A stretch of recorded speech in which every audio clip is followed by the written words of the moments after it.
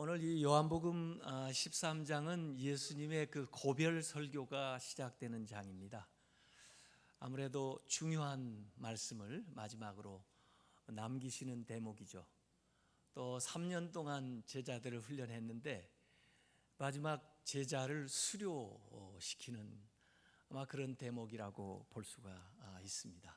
그래서 예수님이 하신 말씀이 다 소중하고 예수님이 하신 사역이 다 소중한 거지만 이 요한복음 13장부터 나오는 것은 더 특별히 마지막 하신 일이기 때문에 주목해서 봐야 될 필요가 있습니다. 더구나 13장 1절에 보면 유월절 양으로 오셨는데 그 유월절에 예수님께서 이제 세상을 떠나 아버지께로 돌아갈 것을 아시고 세상에 있는 자기 사람들을 사랑하시되 끝까지 사랑하시니라, 이렇게 1절에 이해가고 있어요. 사랑하는 마음으로 사랑하는 사람들에게 사랑의 말씀, 사랑의 행동을 하시는 것이 이 요한복음 13장입니다. 오늘 읽은 대로 예수님께서 제자들의 발을 씻기는 사건이 나오는데 이것은 행위를 통해서 설교하시는 거예요. 삶을 통해서 말씀을 전하시는 겁니다. 아마 제자들은 이 사건을 잊지 못했을 거예요. 그리고 특별히 예수님께서 이렇게 보여주신 뜻이 아마 깊은 의미가 있으리라 생각이 됩니다. 예수님께서 제자의 발을 씻긴 이 행동에는 두 가지의 큰 의미가 내포되어 있습니다. 첫 번째 의미는 예수님께서 우리의 모든 죄를 씻기신다고 하는 의미가 담겨 있습니다. 특별히 이제 십자가를 앞두고 있는데 예수 그리스도께서 십자가에 돌아가시는 그 뜻은 우리의 모든 죄를 씻기신다고 하는 의미가 들어있는 것입니다. 그래서 우리 예수 그리스도를 믿는 사람들은 예수 그리스도의 보혈의 은총으로 말미암아서 많은 죄 가운데서 씻음을 받고 중생에 새롭게 하시는 은총을 누리게 된 것을 믿으시길 바랍니다. 그래서 누구나 다 예외 없이 예수 그리스도의 그 보혈의 은총으로 씻음을 받아야 돼요. 그래야 거듭나고 하나님의 자녀가 되고 그리고 우리가 새로운 삶을 시작할 수가 있는 거죠. 그래서 예수님께서 여기 발 씻은 이 사건은 예수님이 우리의 죄를 씻어주신다 하는 것을 보여주는 겁니다. 사실 베드로는 예수님이 어떻게 제 발을 씻깁니까? 하고 발뺌을 했을 때 예수님께서 13장 7절에 베드로에게 얘기하셨어요. 내가 하는 일을 내가 지금은 알지 못하나 이후에는 알리라 그랬습니다. 지금은 왜 모릅니까? 아직 십자가 사건이 일어나지 않았기 때문에 이 발 씻는 사건이 무엇을 의미하는지를 아직은 잘 몰라요. 그냥 단순히 종이 주인의 발을, 손님의 발을 씻기는 정도 생각했는지 모르죠. 그러나 예수님 그것보다 더 중요한 의미를 이 사건이 내포하고 있는 더 중대한 이야기를 여기서 하고 있는 겁니다. 내가 지금은 알지 못하지만은 나중에 십자가 사건이 일어나고 보면 이게 무엇을 의미했는지를 내가 알게 될 것이다, 그런 말씀하는 거예요. 나중에 예수님께서 이미 목욕한 자는 발만 씻어도 된다, 이런 말씀을 하셨어요. 이것도 역시 죄 씻음에 대한 이야기입니다. 우리가 예수 그리스도를 처음 영접할 때 누구나 다 목욕을 한 것과 같이 죄 씻음의 세례를 받게 되어서 모든 죄에서 한꺼번에 의로워진 것을 믿으시길 바랍니다.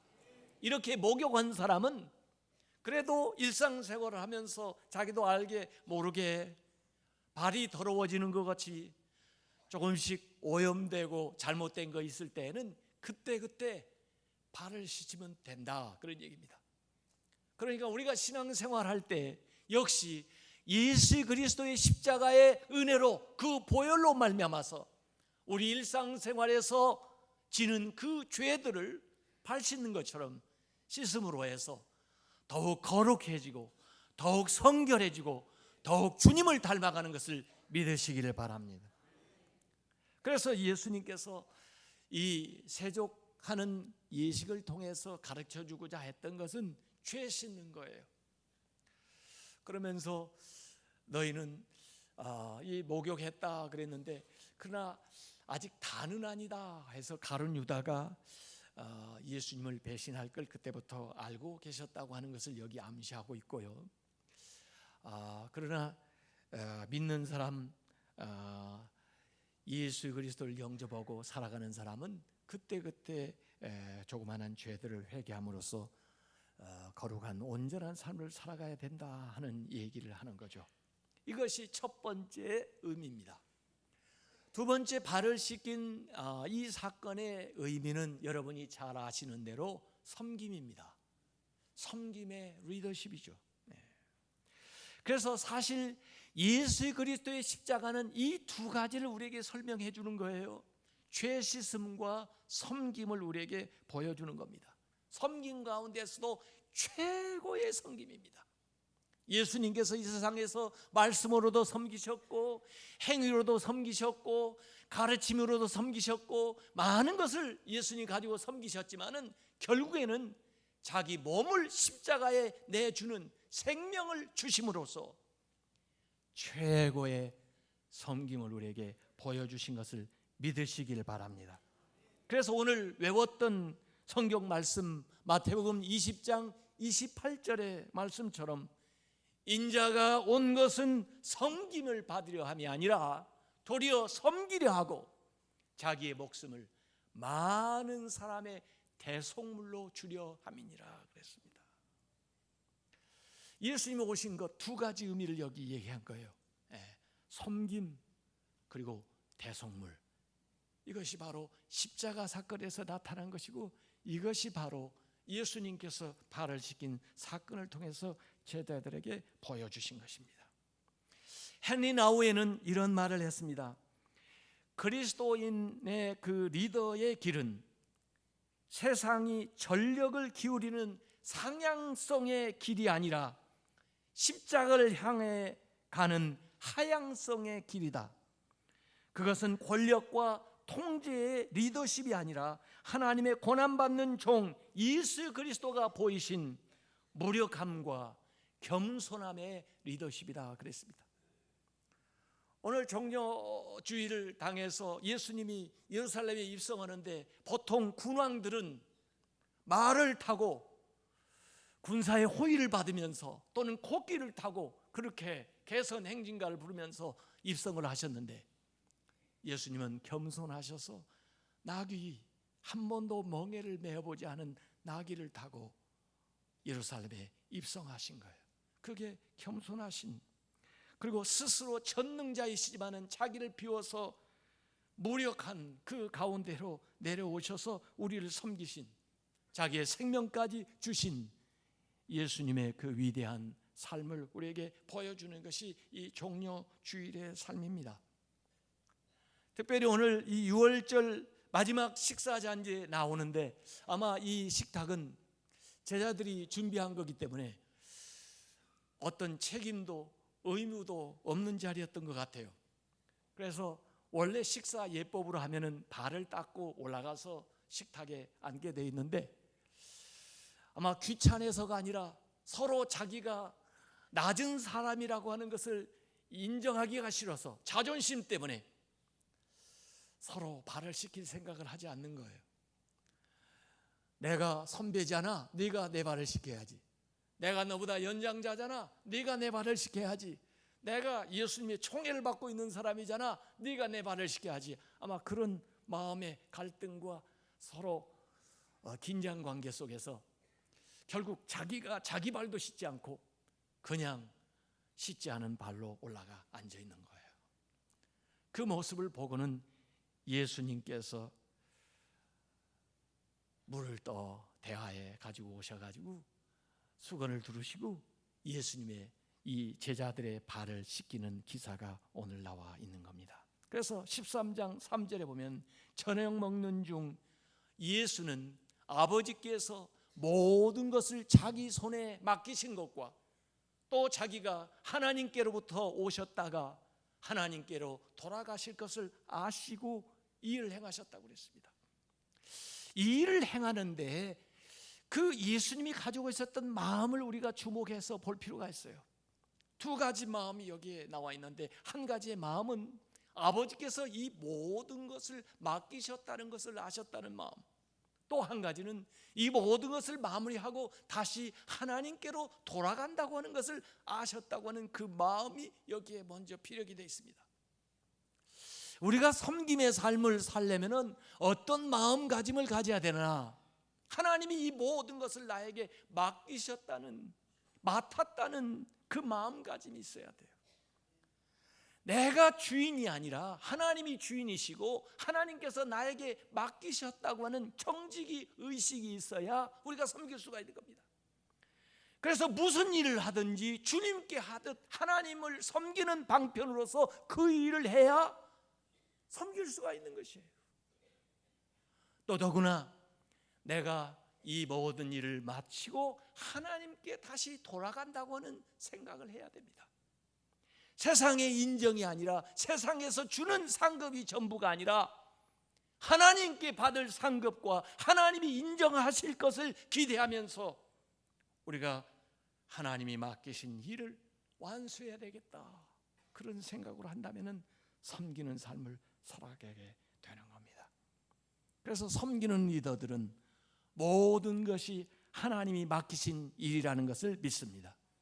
섬기는 리더들은 우리 사명이 다 마치는 날 하나님께 돌아간다는 것을 압니다. 이래서 예수님께서 이 제자들을 씻기는 거예요. 그래서 칼 대신 대야를 가지고 나왔어요. 갑옷 대신 수건을 두르고 나오셨어요. 철 대신 물을 떠가지고 나오셨어요. 대야는 뭐예요? 모든 것을 다 포용합니다. 유대 사람들은요, 대하를 심지어 바다라고 부릅니다. 바다. 바다는 뭐예요? 다 받아들이는 게 바다죠. 뭐예요?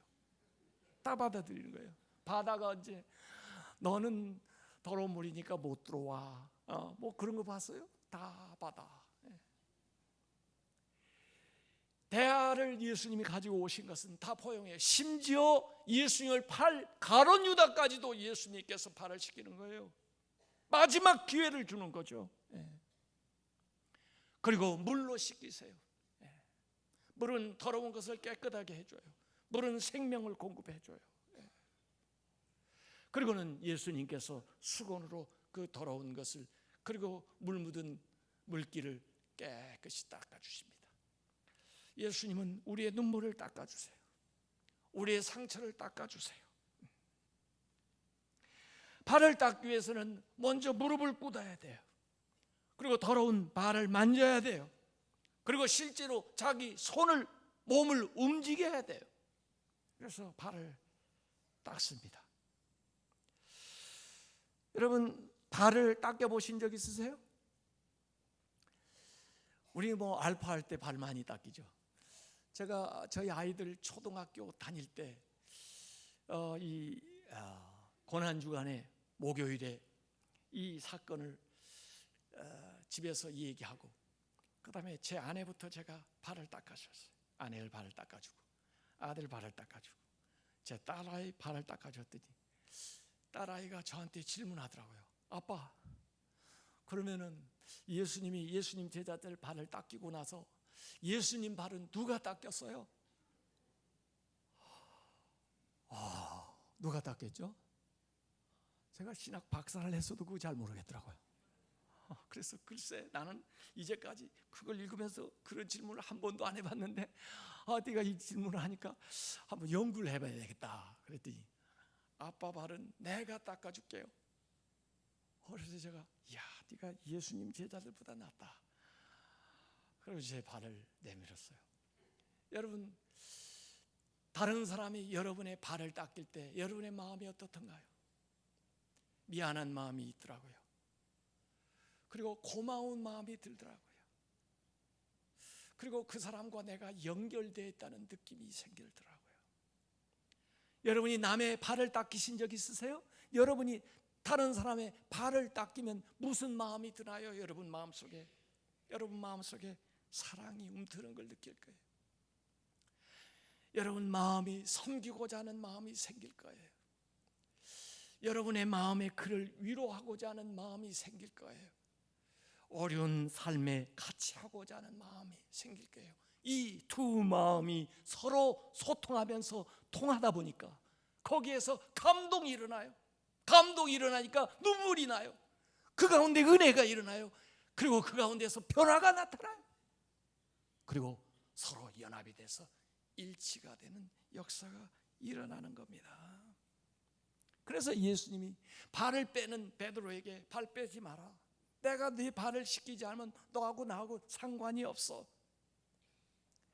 발을 씻기는 관계를 통해서 상하 관계가 아니라 상호 관계를 맺는 거예요. 서로.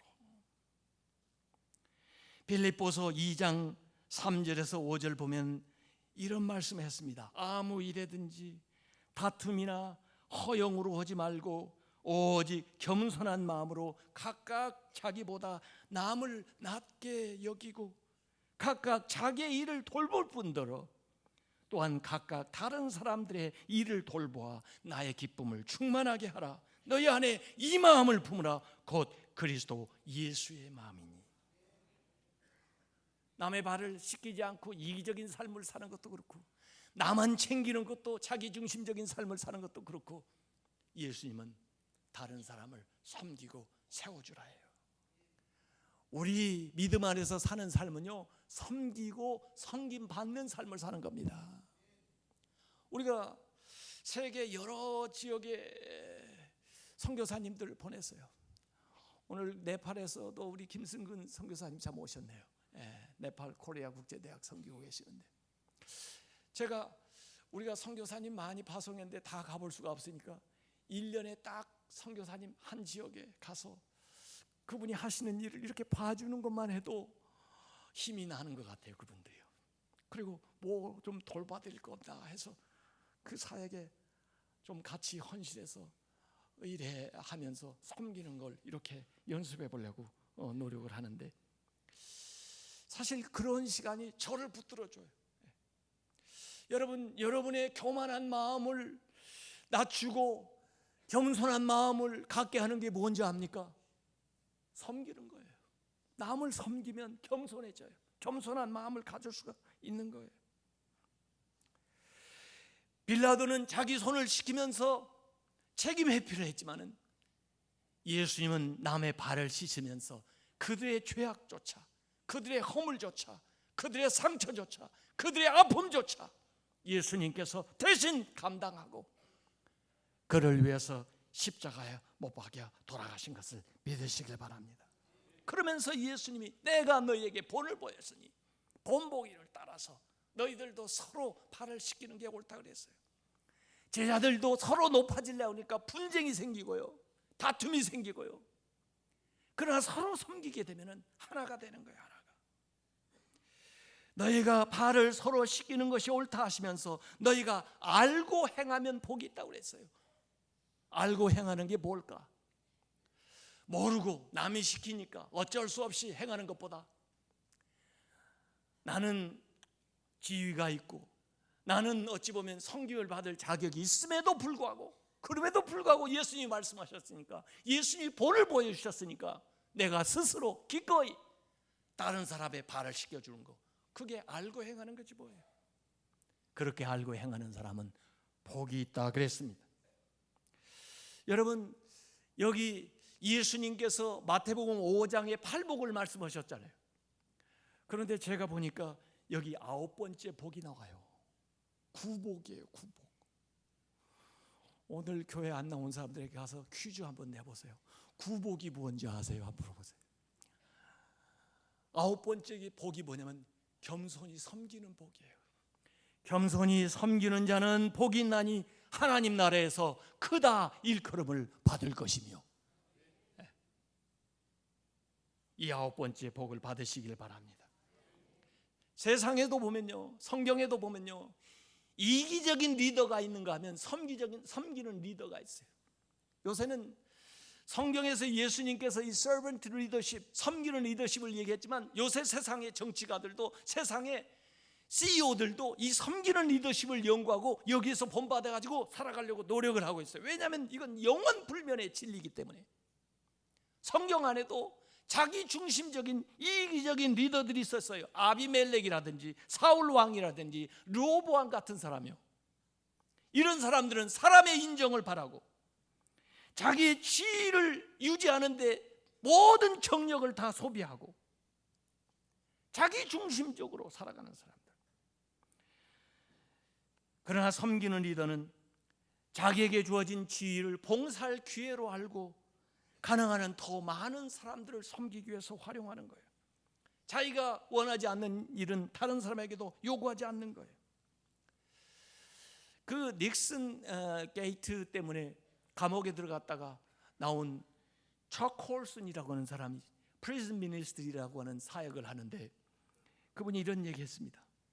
내가 알고 있는 역사상의 왕과 여왕들은 모두 자기를 위해 죽으라고 백성들을 사지로 내버렸습니다.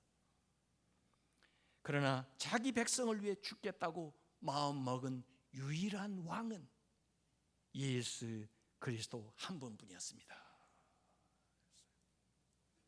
예수 그리스도는 자기의 백성들을 위해서 자기의 몸을 바치신 분이에요. 제가 기독교 사회 인류학을 전공했습니다마는 세상에서는요,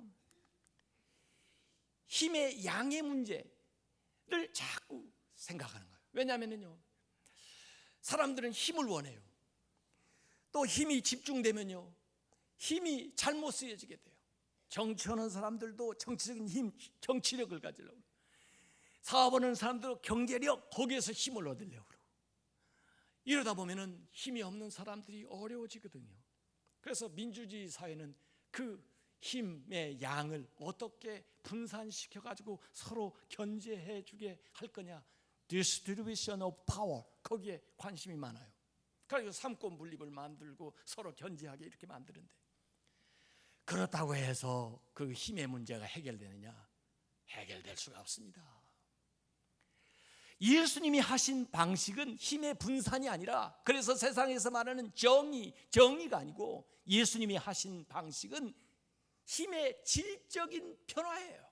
quantity of power가 아니고 quality of power, 힘의 질이 바뀌어야 되는데, 다스리는 통치하는 힘에서 섬기는 힘으로 가야 된다는 거예요. 그 힘은 많을수록 좋은 거예요. 섬기는 힘은요. 왜 재물이 나쁩니까? 재물이 많을수록 좋은 거예요. 왜 권력이 나쁩니까? 왜 군사력이 나쁩니까? 그것이 방향이 잘못돼서 그렇지, 섬기는 힘으로 가면 그게 좋은 것입니다. 힘이 질적으로 변화가 오도록 해야 됩니다. 이것의 관건은 이타적인 마음을 가지고 있느냐, 이기적인 마음을 가지고 있느냐에 따라 다른 거예요. 자기중심적인 리더는 자기 이익을 추구하고 자기 만족을 추구하고 자기 과실을 추구하고 자기 방어와 자기 성취가 중심이 되기 때문에 힘이 오용되고 힘이 타락하는 것입니다. 그러나 이타적인 마음을 가진 사람들은 그 힘으로 다른 사람을 세워주고 다른 사람을 위로하고 다른 사람에게 행복을 가져다주는 가치와 의미를 추구하는데 그 힘을 쓰기 때문에 이것이 위대한 힘입니다. 섬기는 리더십은요, 우선 경청하는 마음이 있어야 돼요.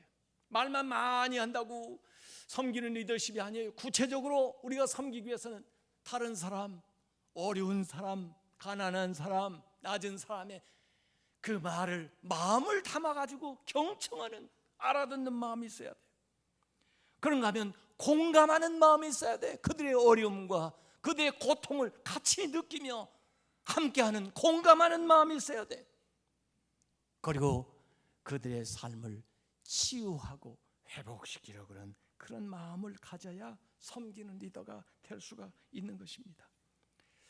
이스라엘 위대했던 왕 솔로몬의 그 아들 르호보암이 왕이 됐을 때 백성들이 와서 요구를 했습니다. 당신의 선왕이 그저 공사를 많이 하느라고 백성들 노역이 심하고 세금이 과했는데 당신이 이제 왕이 되었으니 그걸 좀 감해 주시오 하고 청을 한 거예요. 그때 이 르호보암이 노인들을 불러가지고 조언을 들은 겁니다. 그때 노인들이 열왕기상 12장 7절에 이 르호보암에게 그렇게 조언을 해줬어요. 왕이 오늘 이 백성을 섬기는 자가 되어 그들을 섬기고 좋은 말로 대답하여 이르시면 그들이 영원히 왕의 종이 되리라 그랬어요. 백성들이 나쁘지 않습니다. 그들의 말을 잘 알아듣고 그리고 겸손하게 좋은 말로 그들을 섬기고자 하는 마음을 가지고 당신이 이 얘기를 해준다면 백성들이 오히려 당신을 섬기는 사람이 되겠습니다. 섬김의 리더십을 얘기해 준 거예요. 그런데 그 노인들의 그 말을 버리고 완악한 말로 대답하면서 내 팔뚝을 보라. 내 팔뚝이 우리 아버지 헐보다 더 굵은데 말이야.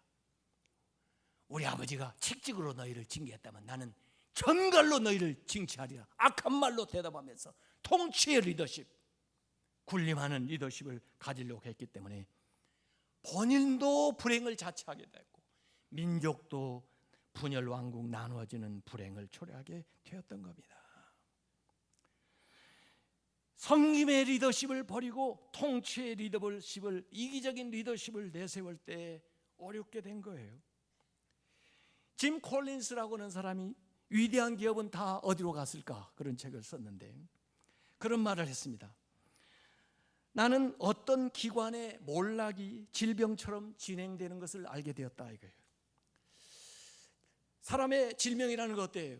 초기 단계에는 발견하기가 어렵지만은 초기에 발견하면 치유하기가 쉽습니다. 그런데 병이 많이 진행돼 가지고 말기가 되면 어때요? 병을 발견하기는 쉽지만은 치료하기는 어렵습니다. 그러니까 처음에 징조가 보일 때 초기에 잘 발견을 해가지고 그걸 대처를 해야 된다는 거예요. 그 위대한 기업들이 사라질 때 5개 단계로 거쳐서 사라지는데 그 중에 제일 먼저 보이는 징조가 뭐냐면은 성공이 낳은 오만이라는 겁니다. 성공했기 때문에 자만심을 가지는데 성공은 물론 했지만 그때부터 이미 퇴락의 길로 접어들고 있다는 것입니다. 그렇기 때문에 성공했을 때, 섰을 때는 넘어질까 조심해라. 성경에 그런 얘기했어요. 교만은 멸망의 선봉이다 그랬어요. 이스라엘이 겸손으로 그 강력한 여리고성을 함락시켰지만은 교만하기 때문에 아이성의 망역으로 말았습니다.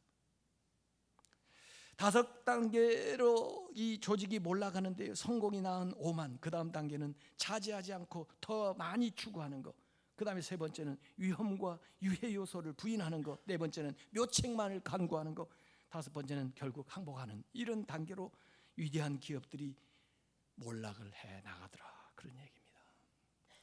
섬겨야 되는데 어떻게 무슨 일을 섬기나?